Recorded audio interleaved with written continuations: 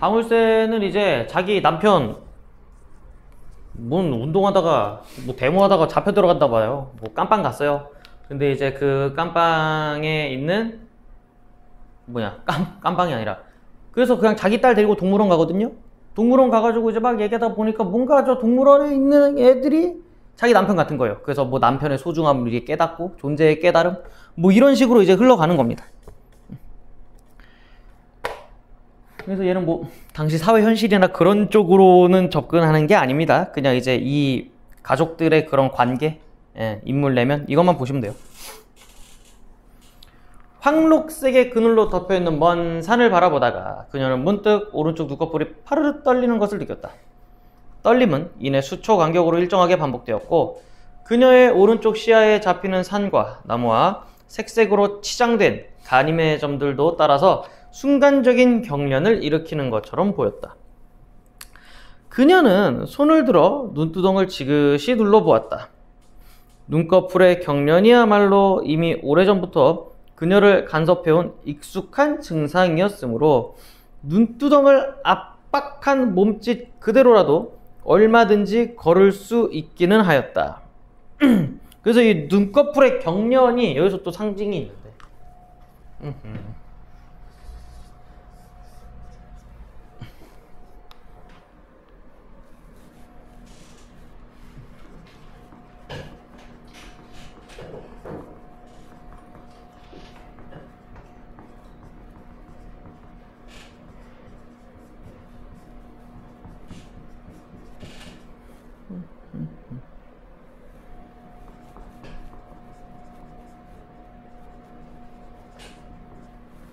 남편이 깜빵 가 있습니다.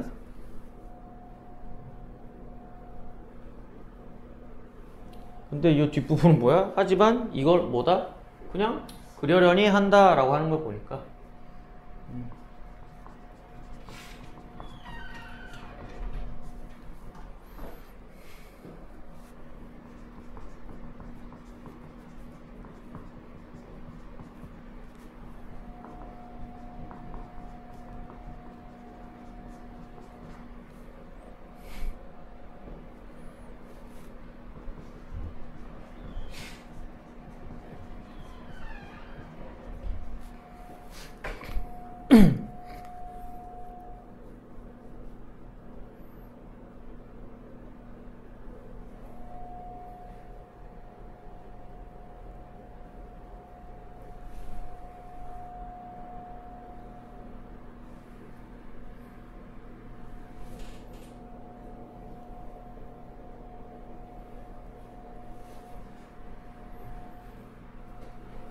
그 다음에 기다린 낭하가 이제 그 기다란 낭하, 그 통로예요. 건물 안에 있는 통로래요.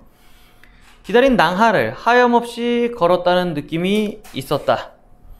그래도 양쪽의 흰 벽과 침묵하는 천장이 수초 간격으로 경련을 일으켰고 그녀의 손은 눈두덩을 짓뭉개고 있었다. 그러나 면회실로 들어가는 도중에 낭하 따위는 없었다. 낭하 따위는 없는데 왜 낭하를 걸었다는 느낌이 있냐라고 하는 거는 그 면회실, 그러니까 이 깜빵이거든요.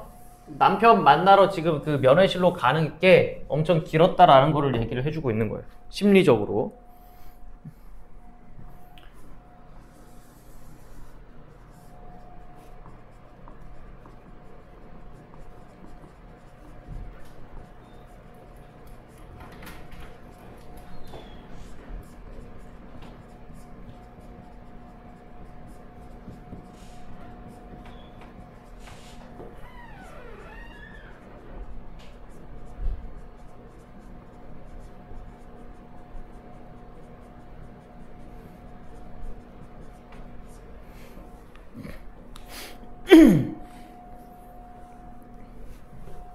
이거 꺼지겠다.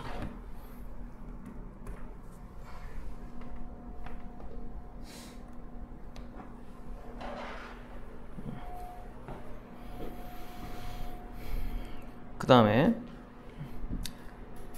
몇 개의 철문과 단호하게 고정된 눈초리들을 거쳤을 뿐이었다. 남편은 핏기 없는 얼굴이었고 반팔 수의 밑으로 희디 흰 팔뚝이 선명하게 도드라져 보였다. 네모 반듯한 공간 안에서 그들은 확실히 둘로 갈라져서 모습을 내보이고 있었다. 어디 갔어? 모습을 내보이고 있었다.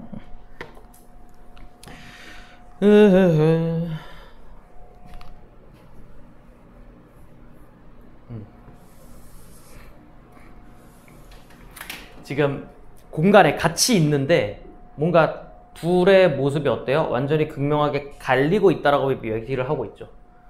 그건 뭐다? 둘이 심리적으로도 거리가 있다라고 얘기를 하면 됩니다.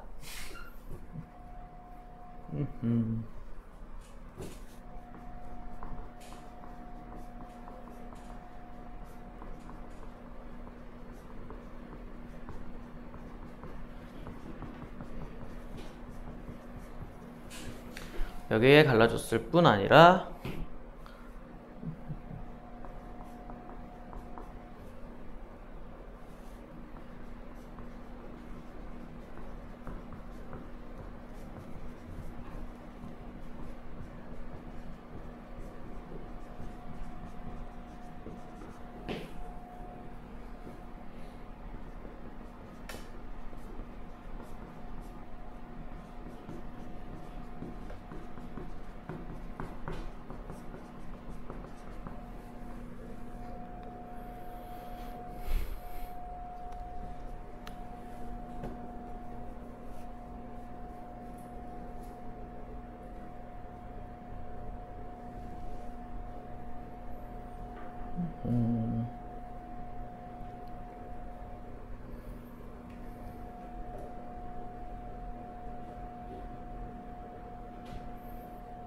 그는 저쪽에, 그녀는 이쪽에 한 겹 쇠망을 거두어 버릴 수도 있는 두 손을 깍지 끼워 잠재우고서 그녀는 맥없이 남편의 등 뒤 약간의 얼룩과 손자국이 묻어있는 잿빛의 벽을 쳐다보았다. 그 또한 아무 이유 없이 바닥에다 후후 입김을 불어대고 그 입김을 발길질로 닦아내고 있다는 몸짓을 해 보였다. 그래서 그 잿빛의 벽 같은 경우에는 이제 화자가 아니라 이거 서술자라고 해야 되는데 잘못 써있네. 어쨌든 요 암담한 심리를 반영한 거랍니다.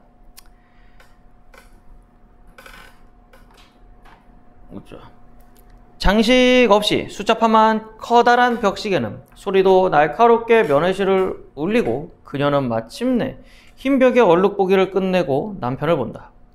우리 속에 갇힌 짐승, 우리 속에 갇힌 짐승이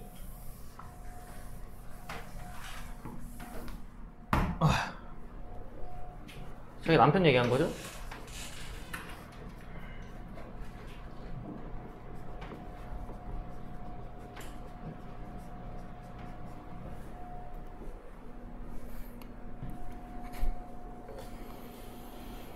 그러나 이제는 번뜩이지 않는 눈빛으로 왜 이제는 지금도 번뜩이면 안 되죠. 옛날에는 번뜩거리는 눈빛, 뭔가 사회에 불만이 많은 그런 거 하다가 근데 이게 잡혀간 거잖아요.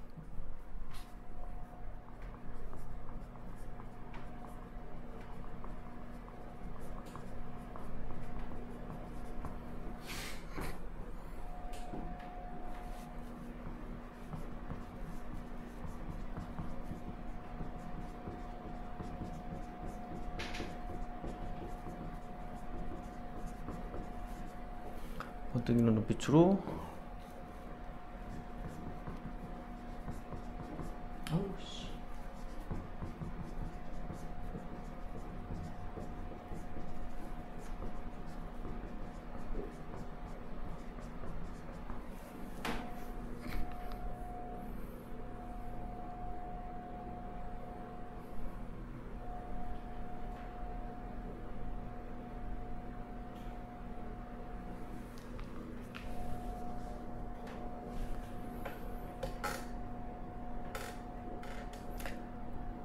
그런 눈빛으로 그 또한 그녀를 본다. 지난번 경주의 감기는 다 나았는가? 라는 질문이 오면 한참 뒤에 그녀는 이제 여름이 다 지났나 보다는 대답을 보낸다. 서로 지할 말만 하죠? 여기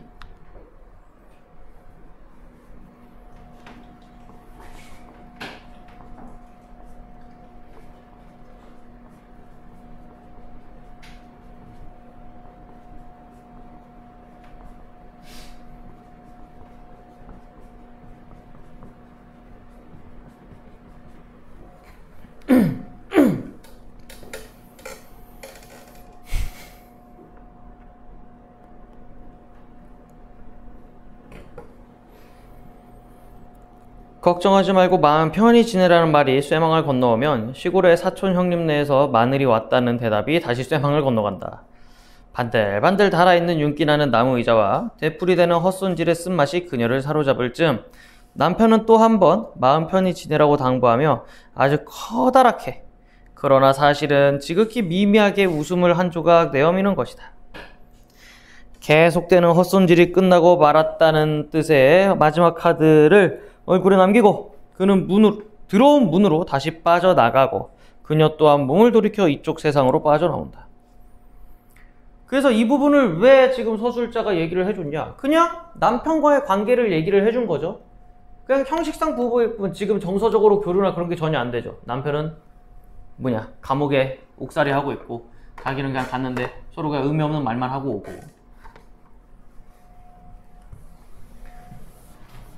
그래서 좀 남편하고 멀어진 것 같은 거지.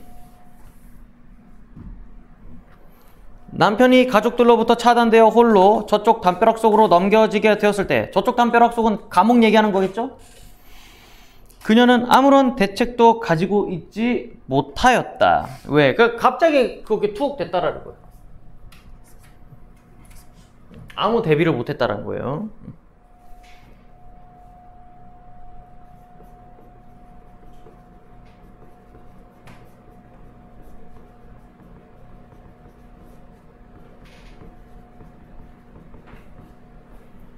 남편 없이.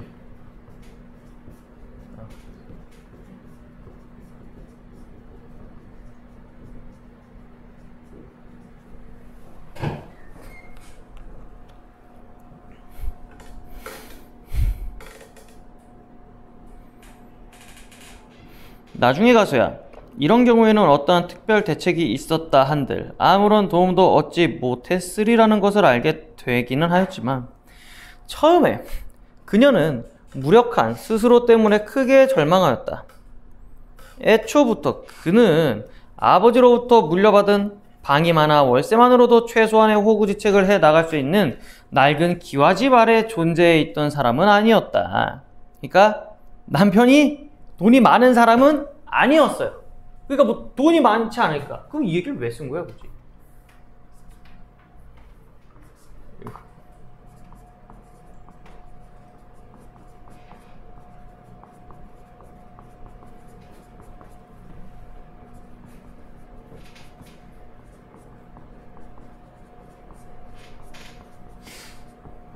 그러니까 경제적으로 여유가 그렇게 있지는 않아. 그는 이 세상의 모든 이들이 가능하기만 하다면 평등하게 그리고 따뜻한 마음을 나누면서 살아야 한다고 생각하던 사람이었다. 그래서 이 부분 있죠. 그러니까 뭐야? 공산주의 아닙니까? 그러니까 깜빵 같지.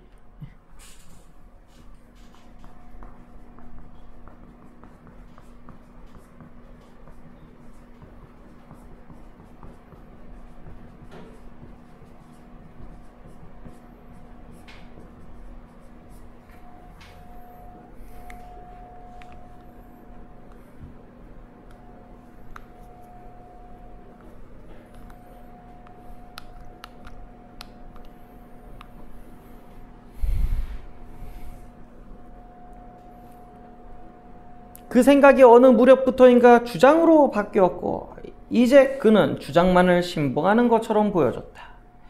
그렇기 때문에 그녀는 비어있는 남편의 자리를 눈여겨보지 않고 사는 법을 터득하고자 했다. 말하자면 그녀 스스로 남편의 자리를 비워두고 있는 셈이었다. 그래서 중략 부분, 그러다가 이제 애랑 동물원 갑니다. 동물원 가서 이제 좀 뭐 하나 깨달아요. 그러니까 슬슬 이제 남편을 슬슬 지우고 있죠. 남편으로부터 조금 독립을 하고 있는 거고. 그래서 어느 날 딸 데리고 동물원에 갑니다. 가로 세로 1m쯤의 유리상자들이 벽을 따라 질비하게 세워진 그곳은 들어서자마자 썩 좋지 않은 냄새를 풍겨주었다. 새들의 오물이나 잠겨있는 실내 공기 탓이겠지만 냄새만으로도 이쪽 세상과 저쪽 바깥 세상을 확연히 구분짓게 한다. 그녀는 문득 남편을 생각했다. 여기 이게 조류 있는 데인데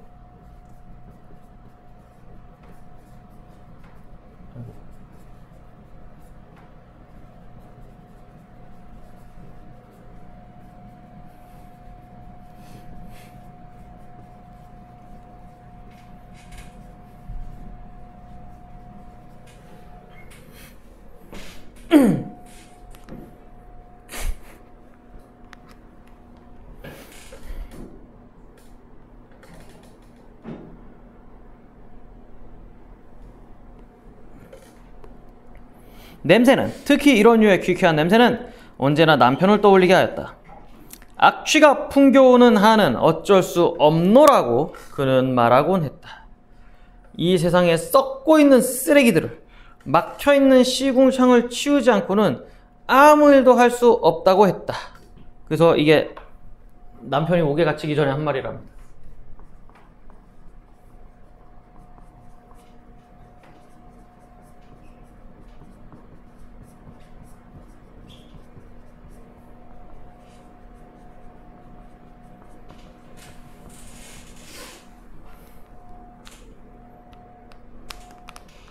그러니까 뭔가 사회의 부정적인 것들을 다 치워버리고 싶었다라고 얘기를 하는 거죠.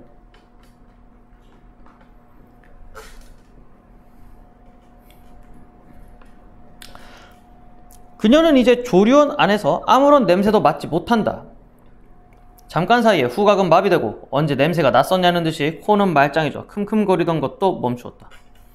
내맡겨지고 길들여지는 일에 익숙한 자들에게 못 견딜 일이라고는 별로 없는 것이다. 그래서 이거 내맡겨지고 길들여지는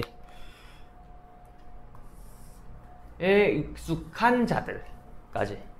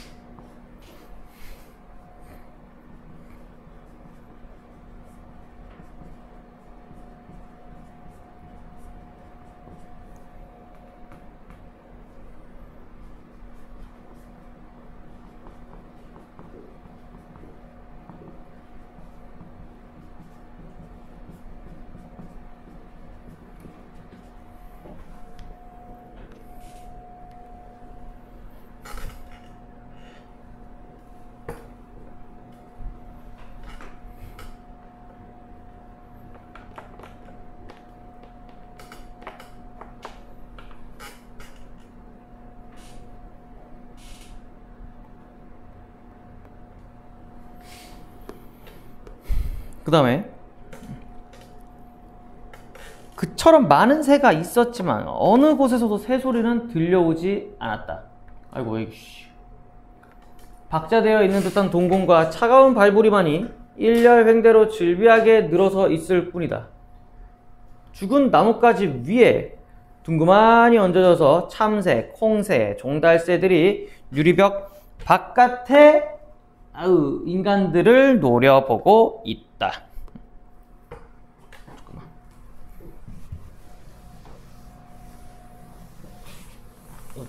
자.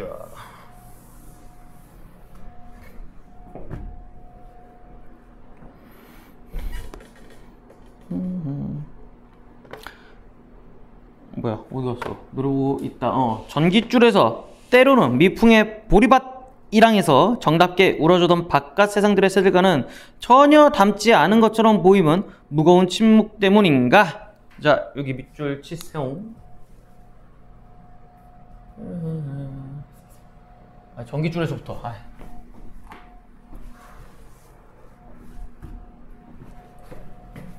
전깃줄에서 때문인가까지.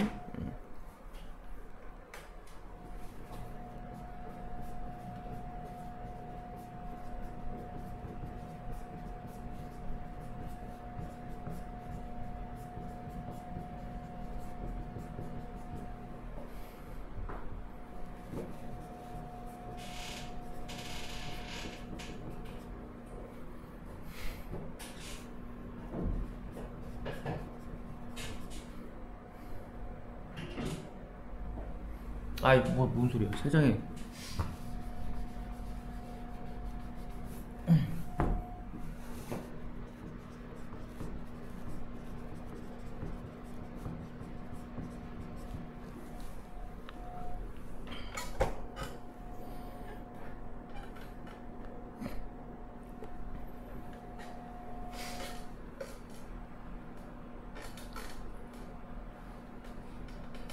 고목의 둥치를 잘라 시멘트로 단단하게 붙박아둔 가지마디에 이파리 하나 매달리지 않았다. 새들은 두툼한 가지 끝에서 미동도 하지 않고 있다가 벼랑간 후두둥 날아올라 다른 가지로 옮겨 앉는다. 그러고는 이내 부동의 자세다. 부동의 자세 밑줄 치세요.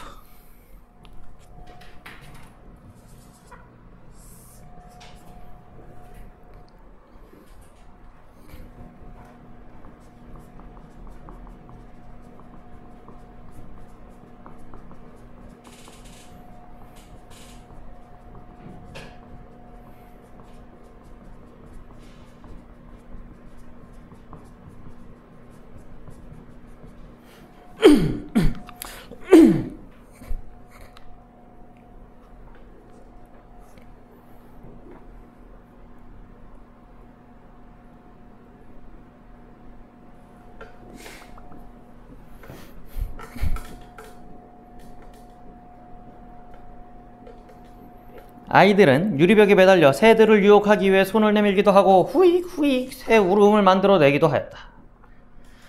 조리원의 중간쯤에서 그녀는 방울새를 만났다. 불이 나 깃털의 색깔로 방울새를 알아낸 것은 물론 아니었다. 팻말을 통해 잿빛 깃털에 음울한 눈매를 한 그것과 맞부딪히고 나서 그녀는 적잖이 실망을 한다. 방울새야 방울새야 쪼로롱 방울새야. 이게 동요예요. 노래를 부를 적마다 떠오르곤 했던 그 이슬 같은 느낌은 그 이슬 같은 느낌의 청명함은 어디에도 없었다. 감춰지거나 은유되지 않고 고지곳대로 드러나 있는 사실 속의 새 앞에서 그녀는 잠시 의아해한다. 그러고는 이내 깨닫는다. 노래, 아마도 노래가 사라진 탓이었다. 방울 같은 목소리로 녹청껏 노래를 부르고 있을 때만 그것은 방울새로 불려진다. 노래하지 않고 있는 방울새는 단지 잿빛 깃털을 가진 한 마리의 날것에 불과하였다. 그래서 저 새가 바로 방울새란다. 그래도 그녀는 딸에게 가르쳐 주어야 했다. 한 소절 한 소절 따라 부르게 하면서 노래를 가르쳐 주었듯이 긴 밤에 고 방울 어디서 따왔니? 쪼로롱 고 방울 어디서 따왔니? 글쎄 어디서 따왔을까? 방울이 어디에 있었는가를 경주는 물었고 그녀는 방울이 있었음직한 곳을 찾기 위해 곰곰 생각해보곤 했었다. 그곳은 어디에 있을까? 지금은 왜 방울을 못 따왔을까? 그래서 여기 두터운 벽 유리방에 앉혀서 여기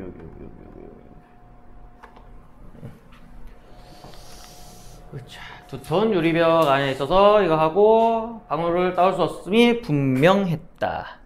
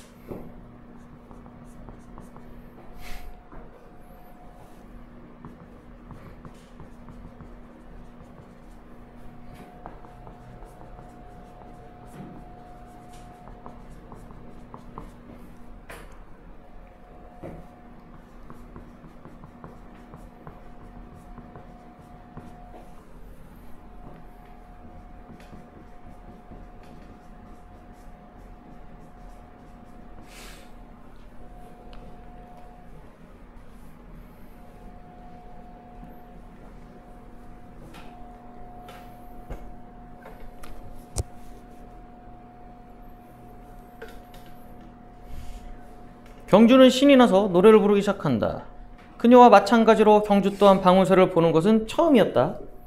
노래 속에서만 있었던 새를 눈앞에 두고 아이는 쨍쨍한 목소리로 노래를 부르고 있었다. 동굴처럼 깊게 파 들어간 조리원 안에서 아이는 시방 지금 노래와 만나고 있는 것이었다. 아, 방울새는 동굴에서 살고 있구나. 이게 뭔 소리야? 새가 왜 동굴에서 살아? 애가 방울새를 처음 본 게 어디야? 동굴 같은 동물원이었던 거예요. 실내라고 했잖아요, 거기가. 그러니까 여기서 산다고 생각을 한 거예요.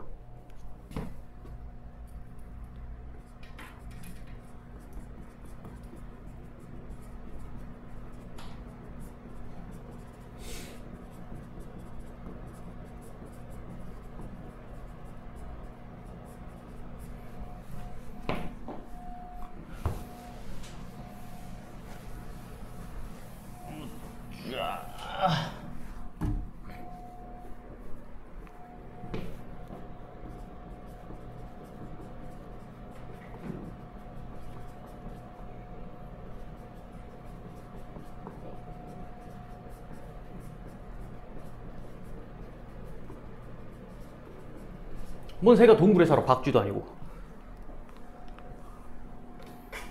그래서 경주는 고개를 끄덕였다. 그녀는 갑자기 그때 퍼뜩 놀라 아이를 쳐다본다. 그 말이 꼭 아빠는 동굴에서 살고 있어? 하는 말로 들린 까닭이었다. 그래서 아빠는 그래서 동굴이 감옥 얘기하는 거죠, 그럼.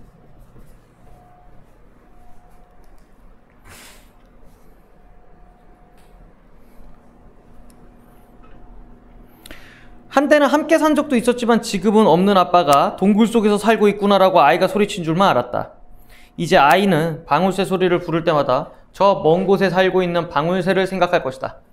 방울새 대신 노래를 불러주면서 방울새의 다친 입을 대신해주면서 아이는 방울새를 떠올리겠지 라고 합니다. 원래 그래서 이 뒷부분이 더 나와야 좀 뭐가 되는데, 그래가지고 이제 남편한테 가서, 그러니까 남편하고의 관계가 좀 더 좋아져요. 이걸 하고 자기가 깨닫고. 일단은 뭐 뒤에 좀 풀으세요. 1번에 4, 2번에 3, 3번에 3, 4번에 1입니다.